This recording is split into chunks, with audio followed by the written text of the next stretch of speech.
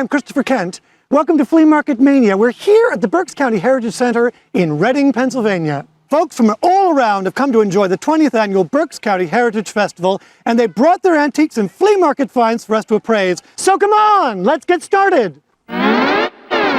I'd like to welcome you to the show, sir.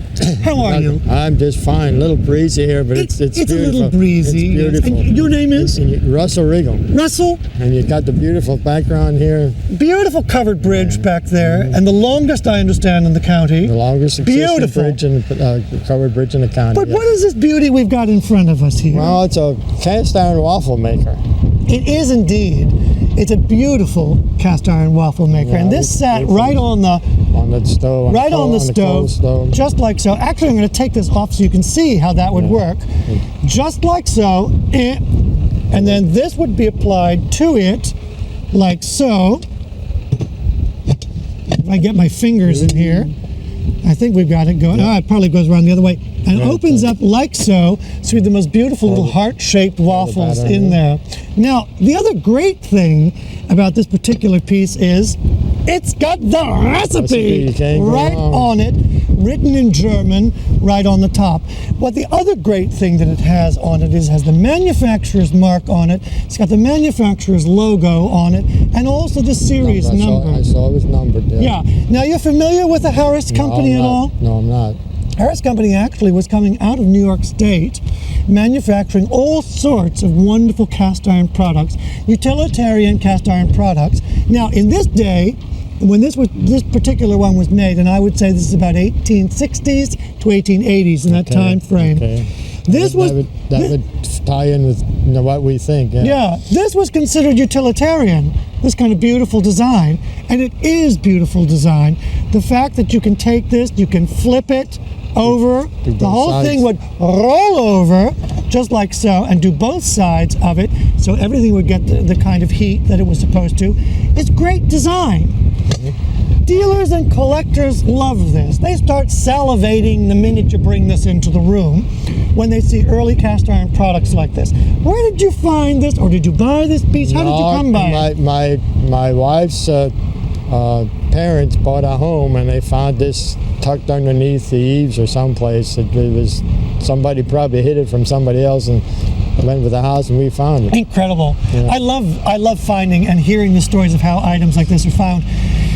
It is in good condition. It's not in mint condition, but it's in good condition. Well, it was under that storage place for a while. We haven't done anything to it since we. I'm glad you didn't. I'm glad it was on a hands-off thing. You can, of course, cure this as far as the finish is concerned. With grease it down and just put it in if you have a gas oven, leave it in the gas oven overnight so it stays warm, and the nice oils will go into the metal. Now, any idea what this particular piece is worth? I have no idea, because I had somebody else look at it before and they never saw anything like it, so they couldn't give us no information on it, and that was. It is a unique design. It is a unique design to Harris Company that made it in upstate New York. It's a fine example of mid-19th century kitchen utensil equipment, and everything that was made for the household at that time was incredible stuff. It was made to last. I'm excited about this piece. I like this very, very much. Excited too. I'm very, very, very excited about this. Let me tell you the bottom line on this particular piece. First of all, I think I've maybe seen two in my entire career of 150 years. They must be rare, yeah. It is very, very rare. And I would say conservatively at auction in a 19th century household sale, this piece would start at about $850 and could conceivably go up to about $2,000 for this particular piece. Wait till I tell my wife that. Absolutely. She will take a new high regard for this particular piece.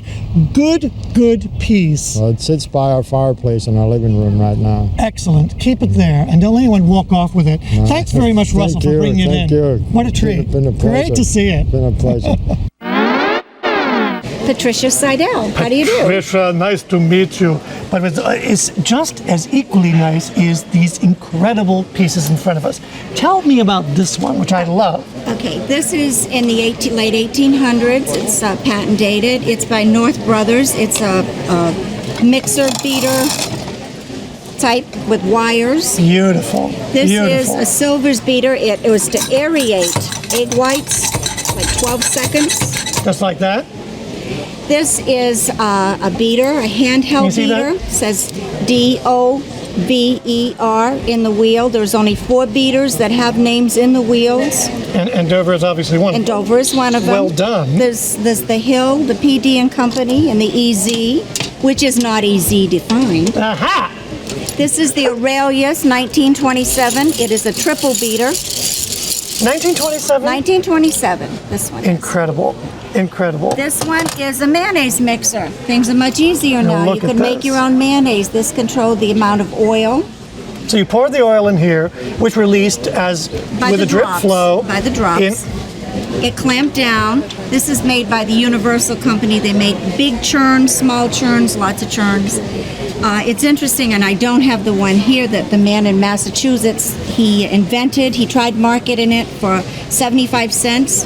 He died in bankruptcy sick. Oh, That no. same beater today is selling for $1,500 to $2,000, and I always think, wouldn't he just turn over if he knew? I would hope you'd be very happy to know that. Yes, I think that he someone would else is be. minting it off his genius.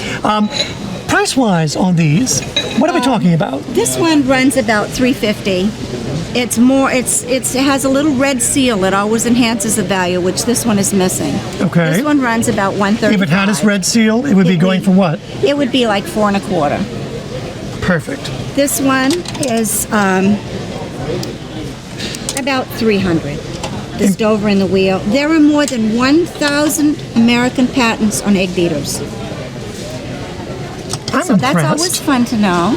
And I find a lot of egg beaters in tool booths. Anything that has gears and mechanisms Yes. and wheels and things that turn. Yes. Men like as well. So some of the men collect egg beaters. I love Oh, I them. love them. I think they're It's great. not just the woman in the kitchen. Not- and they lasted not too at all. long. I mean, here they are in the. This is 1904, 1896, 1904. It still works. Yep. They lasted too well.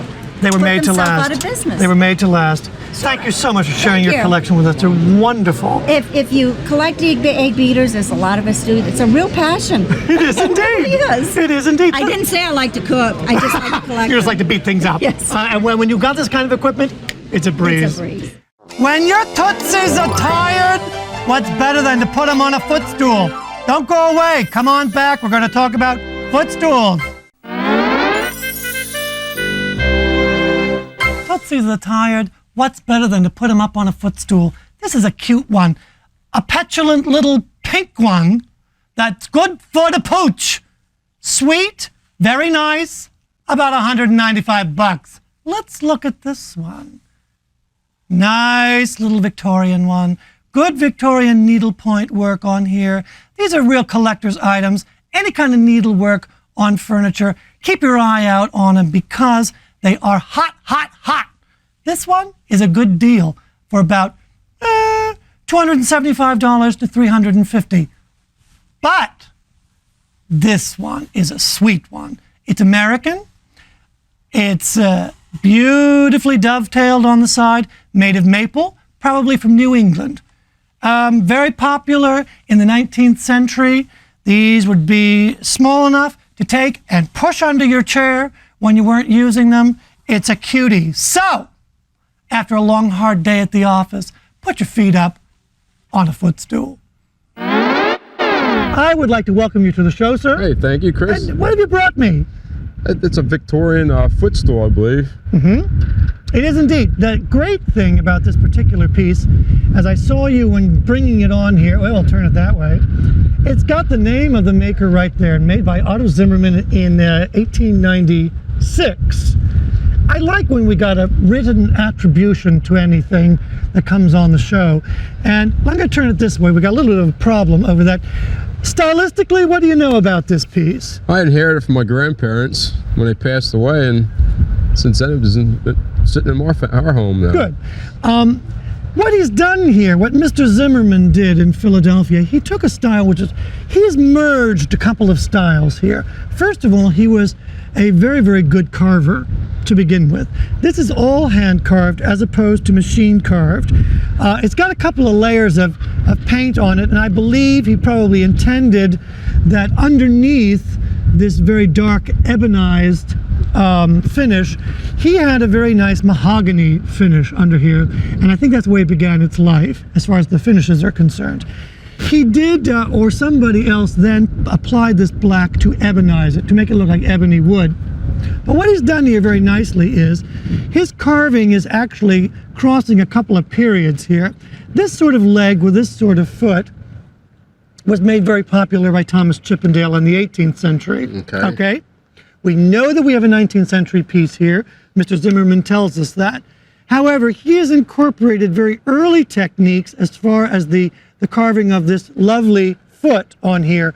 We have a stylized lion's paw as opposed to a claw and ball. Okay.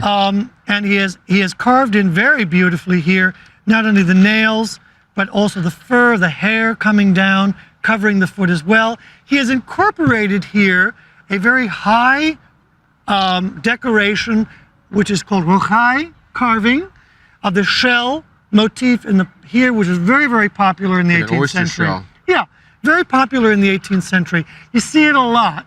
The French use it, the English use it, the Russians use it, everybody in the 18th century are using this sort of design. Also this ribbon work in here. He was a very, very good carver. You familiar with the name? I am not, however, familiar with the name. And it would be a little bit of homework on my part to see if this guy is of the quality of craftsman and cabinet maker that he's made the books. Okay? But, or if he's just like a home man, like a... Well, if he was a happy home maker, like a wood carver in school, he was very, very good. Okay. Very, very good. So that means it's a little bit better than that. Absolutely. So we need to see if we got any sort of attribution as far as the rest of his work is concerned. But good deep carving on this, and I think, quite frankly, I would leave it alone as far as the finish is concerned. What I would do is I would simply secure the finish on it, just light cleaning on it. Now when we flip it around here, we do have some structural problem on it. Here's the piece right here. And there's the piece. Excellent. So we can, in fact, restore this piece. There we go. It needs a little bit of glue, but... We can certainly bring this back to snuff as far as restoration is concerned. It's not going to be that difficult to do. But what is interesting to see, I'm going to take that piece off. People ask me all the time, how can we determine the age of a small piece like this? Well, fortunately, your break has shown us exactly what we're talking about. This is dowel connection in here, as opposed to mortise and tenon, which would be a rectangular piece fitted into an opening. This is simply doweled in, which is very popular construction style of the 19th century, later 19th century, both in Europe, in England, and in this country as well. So this will not be difficult to replace and restore. The interesting on the top, you have a piece of what would be called Belgian or Brussels carpet work on the top. It is possible that this piece, this decorative piece, may be original to the piece because this was sort of high decoration in the last quarter of the 19th century. This may in actual fact be original, but if we wanted to bring it back stylistically to more of an 18th century look, you would use a simple piece of brocade or something like that on that. Highly worth restoring. Good. So if you can't do it, get it to somebody that can, and let's put a value on this without the additional knowledge that we may need to assess this or to appraise this with the Zimmerman name. I would put this in its present condition at or about $550. If it were in mint condition, with an attribution, as far as knowing who this guy is, you could conceivably go into $2,000 to $3,000 for this piece. It's a really, really fine piece of work. And I want to thank you for bringing it in. Thank you very much for telling me about it. My pleasure. Boy, I'm telling you, when that old thermometer goes down, it get rather cold in that old parlor. It certainly did. And what we had here at our feet to keep us warm was a foot warmer. Isn't this fantastic? Look at this thing. I tell you, there was something for everything in those days.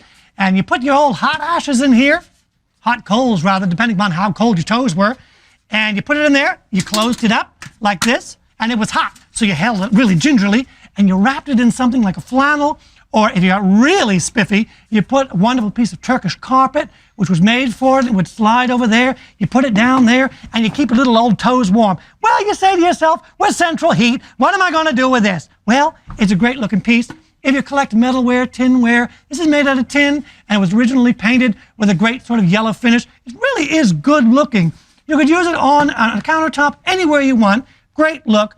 Get out there, buy that. If you don't need to keep your feet warm, beautiful decoration. So,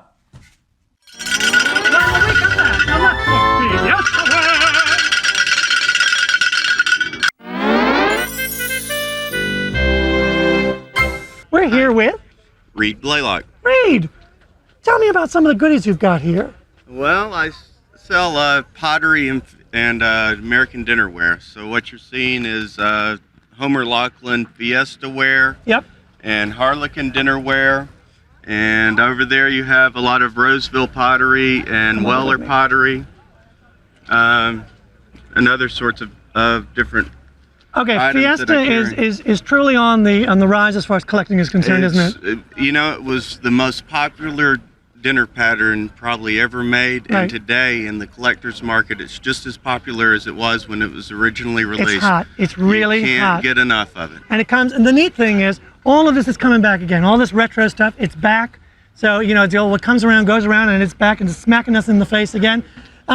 Just one piece in particular, are there any in your collection here, right here, that you go, this is hot, this is going to move today? I'm going to sell this today.